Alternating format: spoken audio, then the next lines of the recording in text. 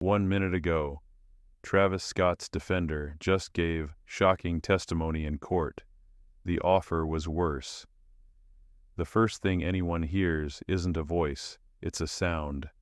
A sterile, toneless chime from a hotel elevator in Monaco. Then silence, and then a single 6-word sentence that rewrote the rules of control in the entertainment industry.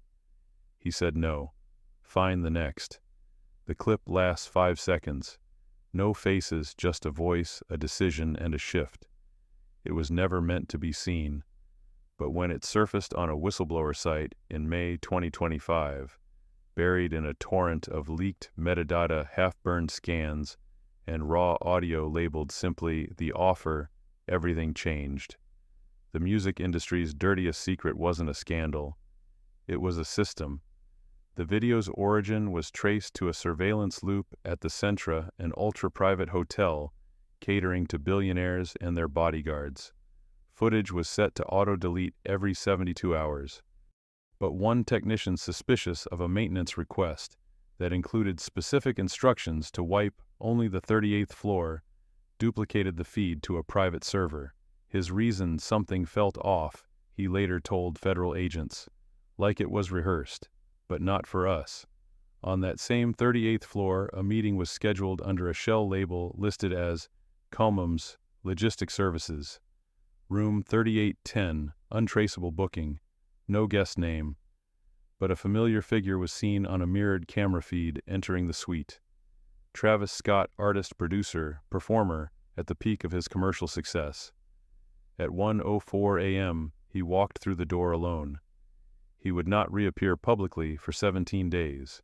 The folder was already waiting. It wasn't a contract. Not exactly. There were no logos, no legal names, just a matte black folder with a wax seal, a triangle inside a circle inside a stylized data chip. Inside 3 pages. Page 1, acceptable terms. Page 2, a psychological and biometric profile of Travis Scott. Page 3, a transcript. Pre-recorded audio marked Cole's initiation.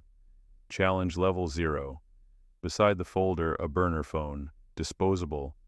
The inside flap read, "If you accept, say nothing. If you decline, say goodbye." But Travis didn't respond. He walked. Sources later revealed that Travis left Monaco via private charter, with no crew, no team, and 0 itinerary, filed with his label. Security logs showed one new name added to his travel manifest, Dagger 2. Not a rapper, not an agent, but a licensed tactical protection officer, with a background in U.S. Special Forces and a record of serving high-risk VIPs. His assignment just 5 months, and yet he was the first to talk. In a sealed deposition to federal regulators, Dagger 2 said he didn't know what they were guarding until the suite in Monaco. The client wasn't the target, he said.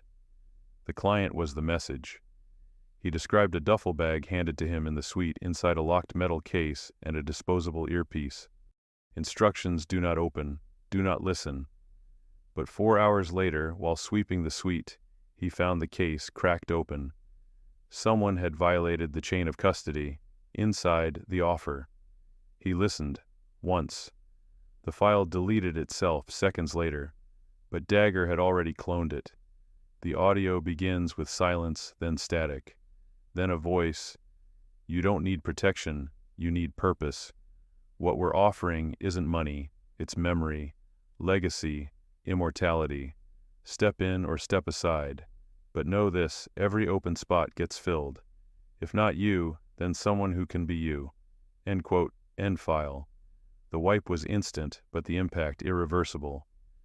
Dagger didn't tell Travis, not yet, but when their safe house in Paris was firebombed 8 weeks later, he realized this wasn't a choice.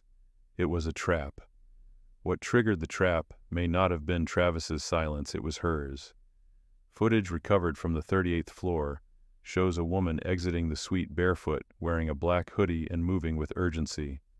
She pauses at the hallway camera, looks directly into the lens, mouths one phrase, "Don't trust the room," and then she's gone.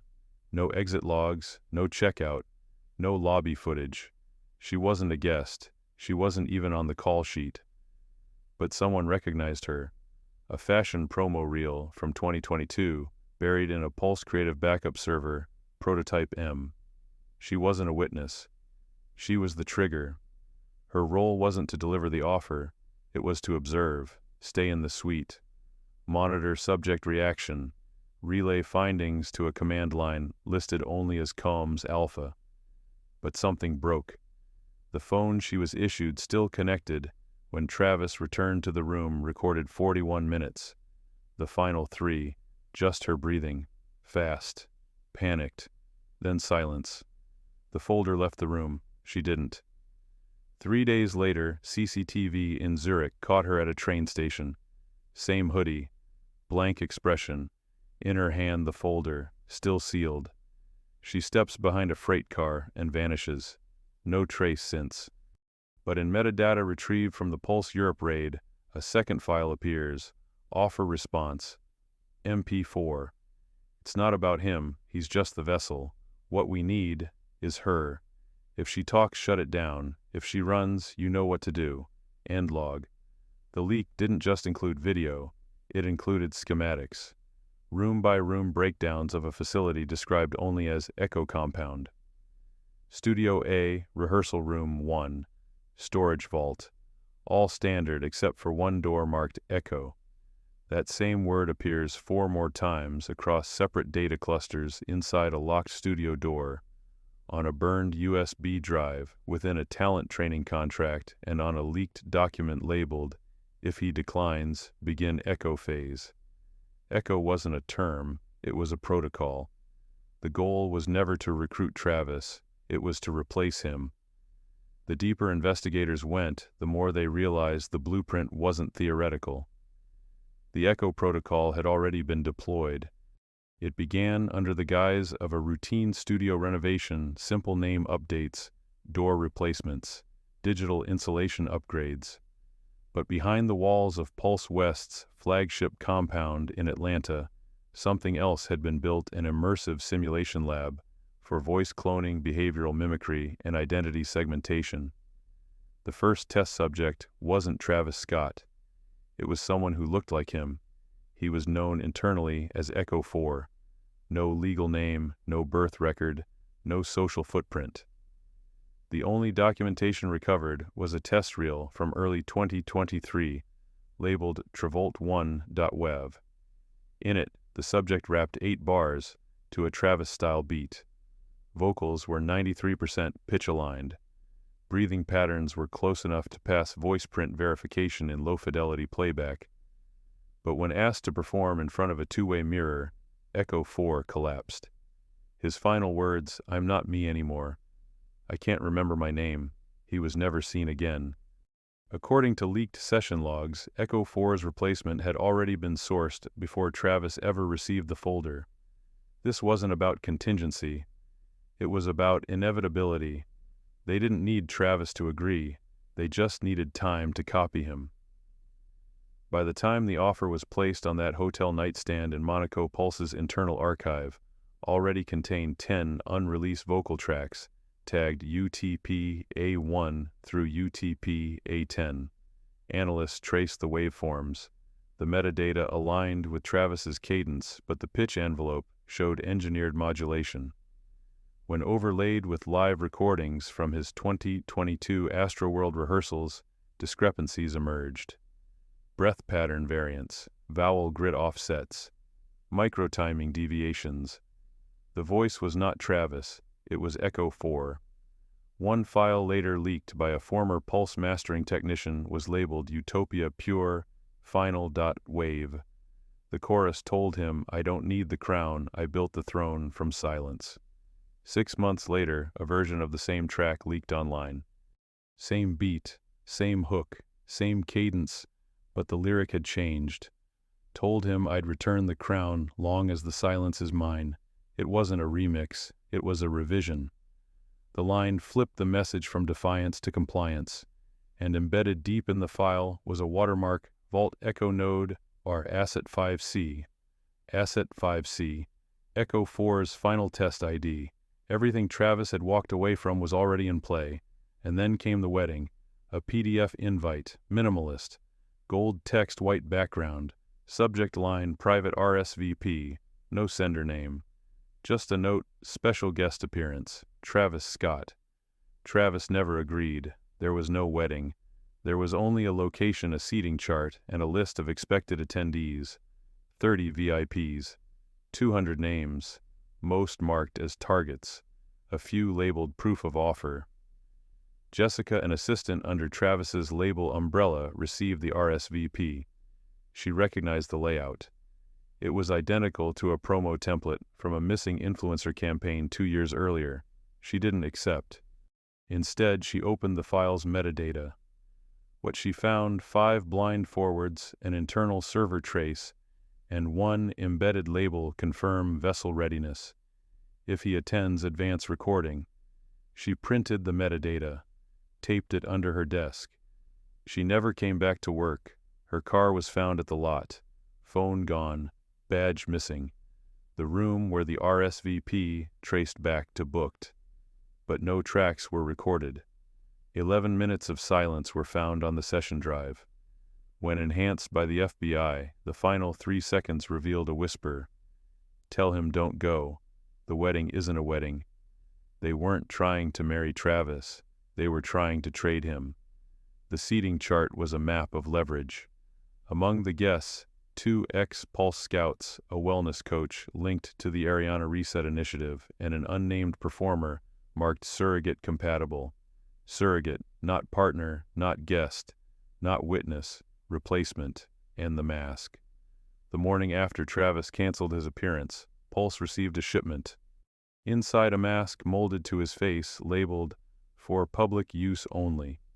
This wasn't branding, it was erasure. They didn't want the artist, they wanted the image. The session logs contained more. Not just test recordings, but test interactions, behavioral scripting, emotional simulations. Travis didn't just walk away from a deal, he stepped out of a role designed for replacement. In one unredacted entry dated February 2024, a supervisor notes, "Subject Echo 5, responding well to emotional prompt sequences. Surrogate readiness at 84%. Awaiting public trigger event. Trigger event." And that's when the surveillance logs shifted focus. They weren't just observing Travis, they were observing the audience. The algorithm behind the Echo protocol wasn't built to fool the industry. It was designed to fool the fans. Social sentiment patterns, lyric resonance testing, response heat maps to modified hooks, A/B trials with pre-programmed interviews. One record from March 2024 showed a post labeled, "From Travis's camp," except Travis had never approved it. The voice in the clip wasn't his, but the caption read, "Thankful for the opportunity." Staying focused, one day at a time. Everything about Travis's career had been duplicated, modularized, ready for swap in, and just in case he resisted, the contract had a final clause. Not written in legalese, but carved into a mirror. Found in room 3810 after he left Monaco. You were never the target. The torch can be passed even if it burns. The studio was real, but nothing inside it was. That's what made Pulse Echo different from other facilities. There were no windows, no clocks, no elevators, just one entrance, a reinforced hallway descending beneath the Pulse Europe campus in Berlin. Codenamed Sublevel Echo, it had only one logged entrance record dated January 13, 2024. 2 entries, no exits. The names were redacted. According to internal documentation leaked in the May 2025 dump, this level wasn't used for recording, it was used for rendering. Within its soundproof walls, voices were processed, faces scanned, and emotional templates stitched together into composite assets called projection variants. Travis Scott had 4. The logs designated them as Echo V1 through Echo V4. Each had slight variations. Echo V1 emphasized stage energy. Echo V2 was for interviews. Echo V3 was optimized for off-the-cuff Instagram live sessions. Echo V4 was never deployed. Echo V4 failed the empathy test. In a documented trial, an intern pretending to be a fan told the subject their little brother had died listening to Travis's music. Echo V4 responded, "That's loyalty." That was the moment the program's lead behavioral engineer quit. His note recovered from his Pulse laptop. You don't just copy a man's voice. You have to kill his instincts first. The files tied to Echo V4 were later discovered on a hidden RAID array at Pulse West. They included simulated recordings for a mock scandal apology, a fake interview with Rolling Stone, and a death notification to be sent to label partners in case the real Travis disappeared. That notification was labeled Phase Cleanse. Meanwhile, the real Travis had gone dark. No sessions, no appearances. His socials inactive. He wasn't hiding. He was building a response. Away from major studios. Away from the protocols. He began recording in analog-only environments. No Wi-Fi, no backups. Just reel-to-reel tape and locked rooms. But even those weren't safe. In April 2025, one of his new sessions leaked. A track called Sea-Trail Fire, unpolished, minimal, but haunting. The voice sounded like Travis. The lyrics matched his style, but a side-by-side forensic comparison revealed subtle anomalies. Pitch curve 97.8% match. Breath pattern 94.1% match. Tonal grit on sustained vowels 82%. It wasn't him.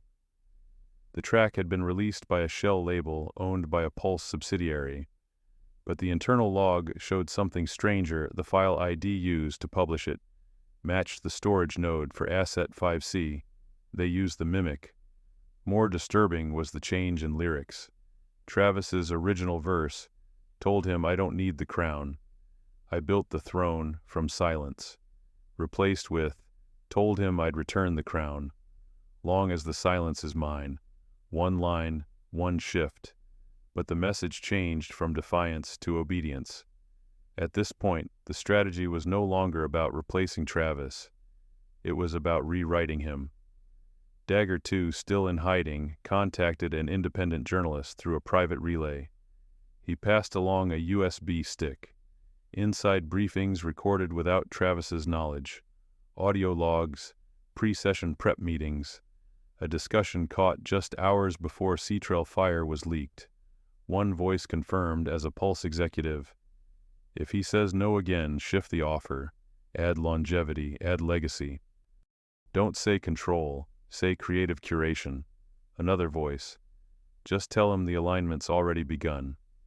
They weren't trying to convince Travis. They were preparing to inform him that the decision had already been made. When the USB's data was analyzed, it revealed one more file, 3 seconds long, a distorted laugh. Then, "They're born to replace." Analysts believe this confirmed the existence of a developmental pipeline of engineered surrogates.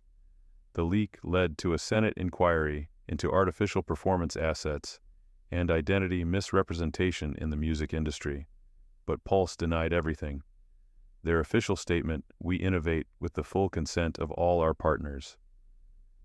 But one file told a different story. A custom mask found in a Pulse storage crate, labeled Legacy Continuity Model, TSX Public Variant. It wasn't a metaphor, it was a mold. 3D printed, skin matched. And inside a note, "For broadcast use only."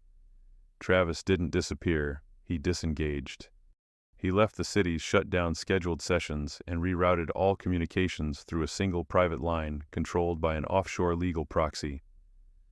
He wasn't hiding from his team. He was hiding from the echo. Every meeting room, every booth, every stage was suspect. Not just because of microphones, but because of motive. His brand was no longer his. Every login, every voice memo, every management update could be compromised. The more he traced, the more the web tightened. It wasn't just the music. It was the merch, the visuals, the legal filings.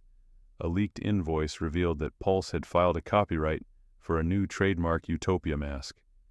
The description was vague digital likeness and performance capture asset for immersive broadcast. The date on the application, 1 week before Travis received the offer. The betrayal wasn't loud, it was administrative.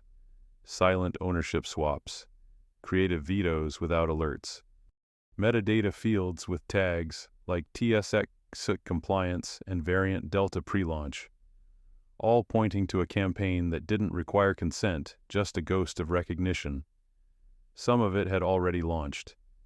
Travis's fans reported odd inconsistencies during a limited release merch drop in March 2025. Packages arrived with QR codes. Scanning them launched a holographic avatar. It looked like Travis. It moved like him.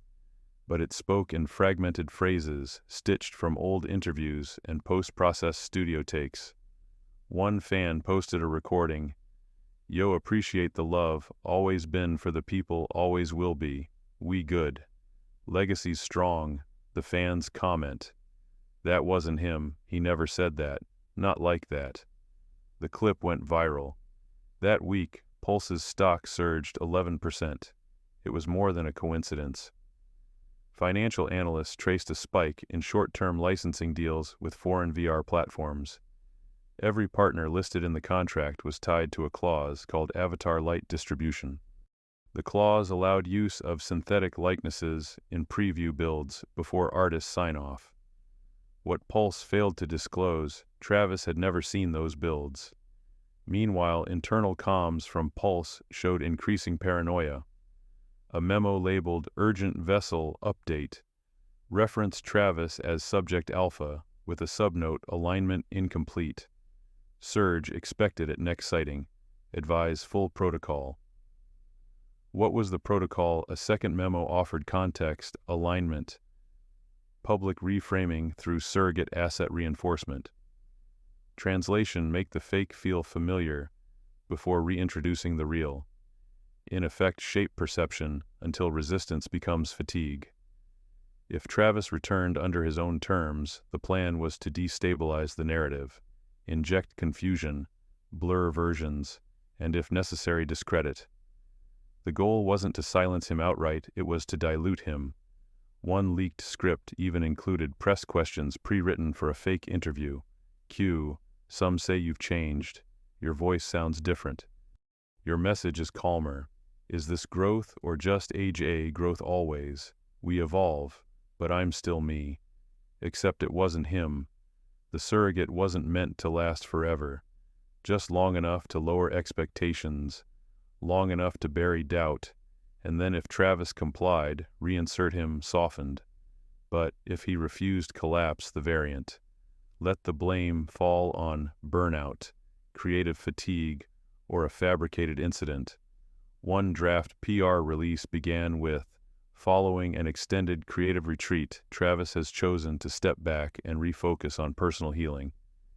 It was never sent, because Travis acted first. On June 3, 2025, an unlisted YouTube livestream appeared. No thumbnail, no promo, just a black screen. At the 33-minute mark it started, a voice, unmixed, rough, live. You ever feel like someone's saying your words but it ain't you? Then silence, then, that's when you leave the room. No credits, no links. Just a timestamp burned into the corner room, 3810 return. It trended worldwide. Pulse tried to claim it was promotional art, but engineers who tracked the stream confirmed it pinged from an IP in Iceland, far outside Pulse's operational zones. And within an hour, social forensic groups verified the voice print. 99.3% match with pre-2021 Travis. It was him. And he wasn't playing their game. The reaction was immediate. Fans began reposting older untouched performances, pre-variant era shows. #RealTravis trended in 14 countries. AI voice detection platforms launched public tools comparing legacy tracks to recent releases. Even Pulse investors began asking questions. If the voice they monetized wasn't real, what else was simulated? But the most damning evidence wasn't digital. It was physical. A package mailed anonymously to an independent music journalist. Inside a studio floor plan. Not from Pulse. From an external production vendor in Burbank. The contract detailed the construction of a replica booth identical to Travis's setup. The invoice called it TSX Yes Mask Test Room. The intended use, voice latency simulation under visual pressure. Alongside it, a backup drive, one file, a raw session track. Title thrown, switch, 0.wave. The voice was close, too close, but it cracked under high frequency. The note attached read, "You can clone the man, but you can't clone the silence between his breaths." That was the tell. The video leak was just the beginning.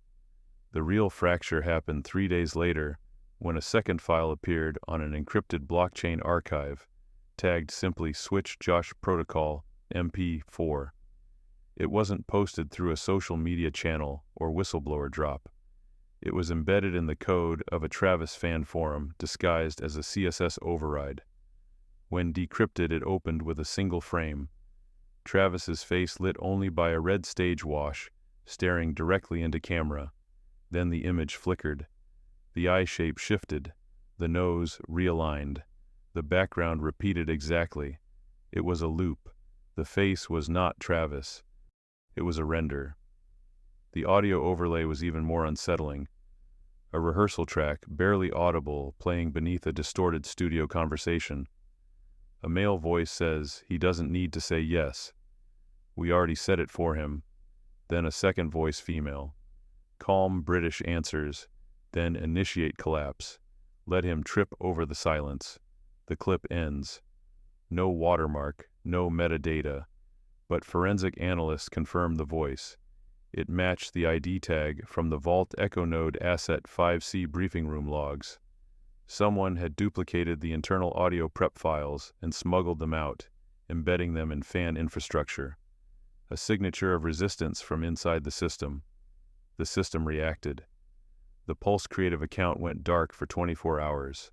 3 scheduled releases were pulled. A video premiere featuring the AI-generated Travis variant was postponed indefinitely. But the blowback couldn't be contained. Multiple former Pulse contractors began leaking anonymized screenshots, emails, synthetic session instructions, compliance flowcharts for influencer conversion tactics. One internal training PDF was titled Narrative Override Through Familiar Cadence. Another showed a flowchart with a central node labeled Subject Scott, Authority Nullified, Subroutine Trust by Frequency.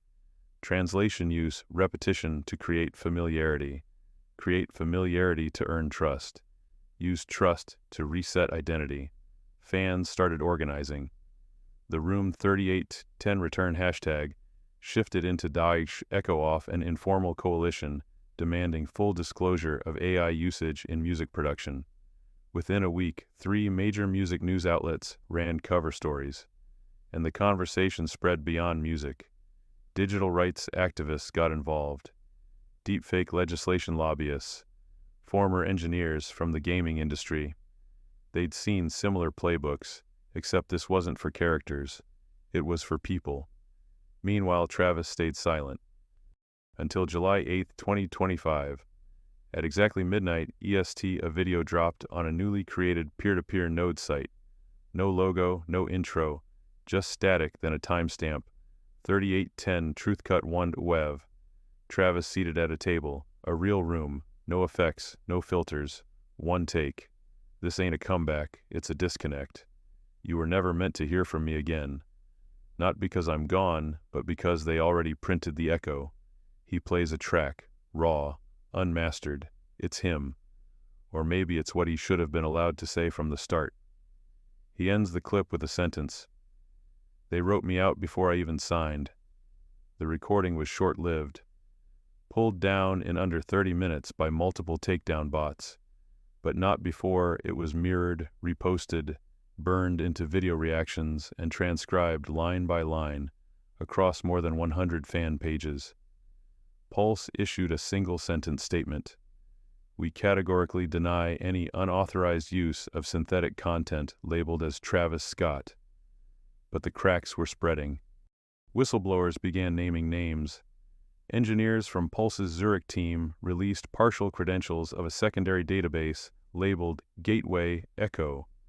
Inside were schedules for future release variants, Echo 6, Echo 7, Echo, Pug, Alt, each with a corresponding social push campaign and backup metadata for tour coverage, pre-tagged as verified real. The problem wasn't technical, it was legal. These synthetic variants weren't protected under performance rights agreements, which meant royalties wouldn't go to the artist. They'd go to the platform that created the variant, which meant Pulse didn't just clone Travis, they privatized him. And they weren't done.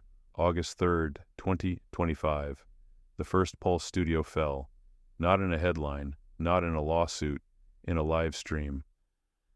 An anonymous Twitch channel labeled System Wake went live from an unknown location. Viewers expected a protest.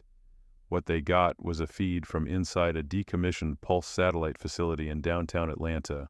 A long table. Dozens of boxes stacked against the wall, each labeled Echo Archives. One by one they were opened. Each contained drives, printed documents, memos marked restricted, post-it notes with initials matching known Pulse executives. None of the files were narrated. They weren't even read aloud. They were scanned, dumped, uploaded, and linked in real time. By the time the stream ended, a public repo with over 40 gigabytes of Pulse internal material had gone live. Not leaks, evidence. That same day, a long-form report from an independent journalism collective, InFrame, compiled the materials into a single headline. Echo isn't coming, it's already here. Inside the report, 3 definitive truths. Travis Scott was the prototype, but not the endgame. Pulse's long-term roadmap included variant builds for at least 7 additional artists, some of whom had never signed formal contracts. The real purpose of the synthetic surrogates wasn't creative control, it was commercial insulation. A way to continue monetizing a brand even after rejection, breakdown, or death. The collapse was calculated. Travis's public absence had been factored into Pulse's quarterly risk model. Losing the real version wasn't a failure, it was a forecast. Within 48 hours, the U.S. Copyright Office and the FTC opened a joint investigation. Music platforms began pulling suspect catalog entries. A proposed bipartisan bill titled the Performer Identity Rights Act was fast-tracked for debate. And then came the email. A message sent from a defunct Pulse account. It reached journalists, whistleblowers, even former fans. The subject line was just a string of numbers 3810. Inside one link, one file. Dated June 2023. Time-stamped 1 week before the folder ever appeared in Monaco. Offerdraft 0.wav. The voice was Travis, tired, raw, but unaltered. In the file he rehearses a verse, then he stops. There's a pause, then, this don't feel like mine anymore. Click, end of file. It wasn't proof of control, it was proof of premeditation. The script had been in motion long before the illusion of choice was ever given. Pulse issued no further comment. Their CEO stepped down. Several team members were subpoenaed. No criminal charges yet, but civil suits began pouring in. From producers, from engineers, from artists who now had reason to ask, how much of me is actually me? As for Travis, he resurfaced, quietly, not with a statement, not with a single, with an act. On September 1st, 2025, a pop-up stage appeared in Houston. No posters, no promo, just word of mouth, a mic, a crowd, no projections. He walked on stage alone, no beat, just breath, no visuals, just a voice. I was the ghost. Not the one they built, the one they tried to bury, and you kept the light on. He didn't perform, he didn't explain. He stood there, silent. Then he walked off. The crowd didn't cheer, they didn't need to. They remembered the real. Echo was dismantled, not with noise, but with presence. And the final archived log from Pulse's internal network, recovered and leaked by a former technician, read, Echo terminated. Original returned. End of sequence. What the Echo Protocol saga revealed wasn't just a corporate overreach.